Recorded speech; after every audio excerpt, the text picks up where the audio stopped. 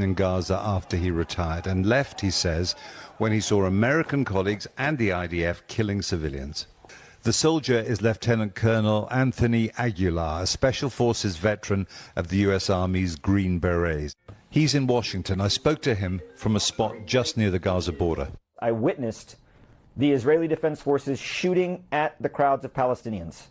I witnessed the Israeli Defense Forces firing a main gun tank round from the Merkava tank into a crowd of people, destroying a car of civilians that were simply driving away from the site.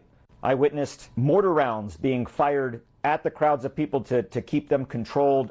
As a professional soldier with a very long career, what was your professional opinion of what was happening?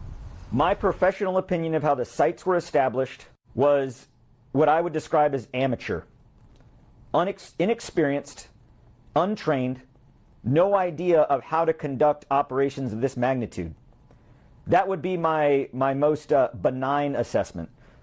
In my most frank assessment, I would say that they're criminal.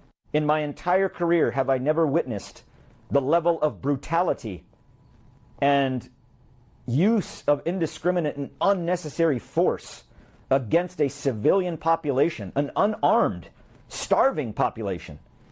I've never witnessed that in all of the places I've been deployed to war until I was in Gaza at the hands of the IDF and U.S. contractors. Based on the knowledge you have, do you think that you were a witness then to war crimes? I think you're saying that very emphatically.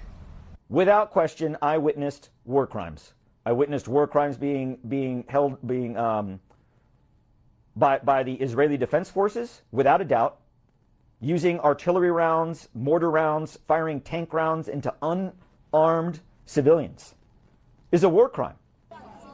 People can resist hunger for a long time, but in the end their strength ebbs away and deaths can rise exponentially, and that is what seems to be happening now in Gaza.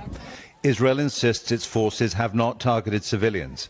Now we have eyewitness testimony to add to the considerable evidence that they've done so as a matter of routine. Jeremy Bowen, BBC News, Jerusalem.